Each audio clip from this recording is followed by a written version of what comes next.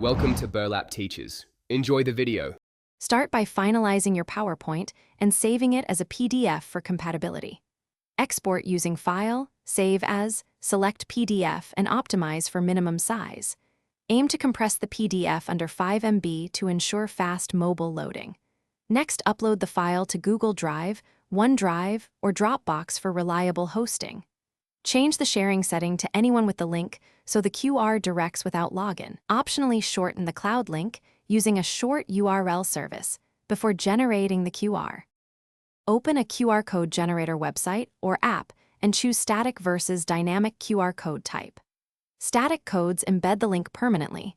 Dynamic codes let you change the target later and collect scans. Paste the short URL for your hosted PDF into the generator and configure output as PNG or SVG for printing. Set error correction to medium or high if you plan custom design overlays. For analytics and editability, consider a paid dynamic plan, often around per month for small projects. Before distribution, test the QR code on at least 3 different phones and web browsers. Scan to confirm the PDF opens quickly and renders correctly within about 3 seconds on cellular connections.